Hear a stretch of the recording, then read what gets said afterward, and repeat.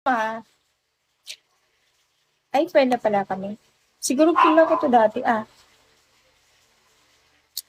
fan mother ako diyan, wala akong asawa.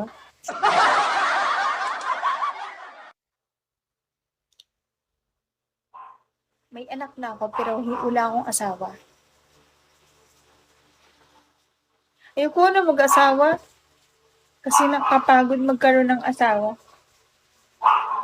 Tapos lagi kayo mag-aaway. Tapos magbabae yung isa, tapos malalaki yung babae, o diba? Wag mo na. Enjoy ko muna yung life ko dito sa Bigo. Bakit maingay ka na? Love, tang-ina mo naman eh. Kasi nga kagabi yun, di ba sabi ko sa'yo pag madaling araw, mamaya mag-live ulit ako. So, ganun ulit.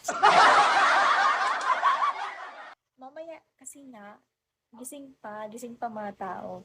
Pero kapag medyo ano na, madaling araw ganun, bawal kasi mag-ingay, love. Ano ka ba, love? You do not the liar, it's my fame. Love, okay. Ay, gusto mag-ganon lang, tapos parang masyadong OA na. Ginawa ko lang yun kagabi kasi sobrang ingay. Mamaya, paano pa ako dito? Huwag ka nang ganun, love. Sama mo. Yung iba masyadong tama-tama. Very good ka, love. Meron ka talagang utak, love. Thank you so much.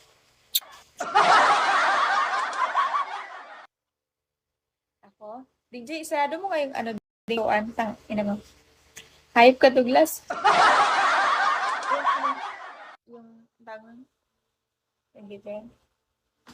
Hoy, hindi na ako naniniwala yung mga crush-crush na yan. Dati, oo. Siguro parangan wala na. Ang sama mo.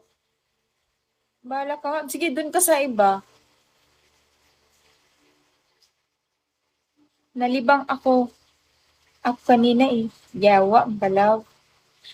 Tang-ina mo, love. Nalibang ka, hayop ka. Hi, Prince. Maingay na ako today. Kasi later na ulit ako yung gabi isod.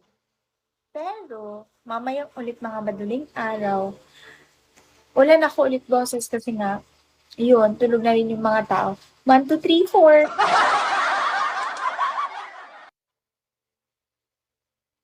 Ganun ulit. Pero mamaya pa yon. Sarap ng kwentuhan eh. Kagabi ba yun? Ay, kagabi ba yun? Kanina pala yun. Hoy, Prince. Ano nangyari sa'yo, Prince? Si Prince ba yung kagabi? Thank you, Miss Kira. Sino si Miss Tara? Miss Tara.